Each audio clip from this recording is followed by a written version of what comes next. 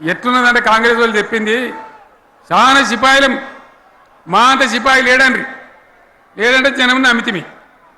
ఆశపడ్డాం కదా నమ్మి బోల్తా పడ్డాం కదా గల్లంత అయినాం కదా ఒక ఊళ్ళే మొలక నాట్లేసే టైం వస్తే అలుకుడు చేస్తాను వడ్లాలుతాను మొలకకు అలుకుడు చేస్తాం కదా తుకాలు పోయేమా పెద్ద మొగోడని కొన్ని పిలిచిరట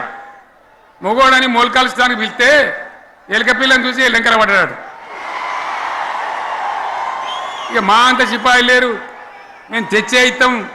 6 సందమామలు పెడతాం 7 సూర్యులు పెడతాం అని నమ్మబలికి ప్రజలను దగా చేసి మంచిగున్న తెలంగాణ నాగం పట్టించి ఓట్లు వేయించుకొని ప్రజలను మోసం చేసిండ్రు దగా చేసిండ్రు ఈ మాట నిజం మీ అందరికి తెలుసు ఇవాళ ఏం మాట్లాడతారు మమ్మల్ని ఎవరు నమ్ముతలేడు మాకు అప్పు ఉడతలేదు యాడికెళ్ళి తెచ్చియాలి అని ఇప్పుడు మాట్లాడుతున్నాం అప్పుడేమో మాకు అపారమైన అనుభవం ఉంది మేము చేస్తామన్నారు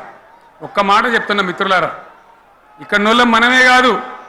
నా ప్రసంగం టీవీలలో వినేటువంటి కోటాను కోట్ల మందికి కూడా నేను మనవి చేస్తా ఉన్నా ఇంత మోసం ఉంటుందా ఇంత దగా ఉంటుందా ఓట్లయితే రాని అవతల పడదామని ముచ్చట్నా ఎంతవరకు ఇది కరెక్టు తెలంగాణ ఎంత మంచిగా పోయేది ఇప్పుడు బొందలు పడగొట్టినరా ఎంత ఘోరమైనటువంటి ఫలితం మనం చూస్తున్నాం ఇవాళ ఏం జరుగుతూ ఉంది మళ్ళీ అన్ని మోపైనాయి ఇక దుకాణం పెడతామన్నారు లొల్లు పెట్టిండ్రు బొబ్బ పెట్టిండ్రు ఇక ఓట్లయినాక ఎత్తడు తవ్వడు మోయాడు బాయి పడతాం జోరుగా చెప్తే 6 నెలల ఏమయ్యారంటే ఇక ఆయనతో రేపు అవుతుంది ఎల్లుండి అవుతుంది సంక్రాంతికి అవుతుంది దీపావళికి అవుతుంది మార్చి 31కి అవుతుంది మార్చి 31 లేదు మన్ను లేదు ఏది కూడా చేసింది లేదు మొత్తం ఆర్థిక పరిస్థితిని దెబ్బతీసింది తెలివి తక్కువ పనితోని అవివేకం వల్ల అజ్ఞానం వల్ల పరిపాలన చేయరాక సర్వనాశనం చేసింది రాష్ట్ర ఆర్థిక పరిస్థితి ఎంత మంచిగా ఉండే ఎంత బాగా పోతా ఉండే మేము కష్టపడి కడుపు కట్టుకొని నోరు కట్టుకొని సంవత్సరానికి 10 నుంచి 15 వేల కోట్ల ఆదాయం పెంచినాం అనేక రివ్యూ మీటింగులు చేసినాం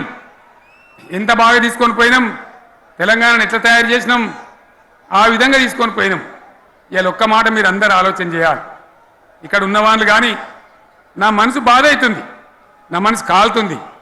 ఇబ్బంది అవుతుంది నా కళ్ళ ముందటనే తెలంగాణ ఇట్లా కావడం నాకు దుఃఖం కలిగిస్తూ ఉంది నేను ఆవేదనతో చెప్తున్నా ఈ మాట ఒక్క మాట మీరు అందరూ ఆలోచన చేయండి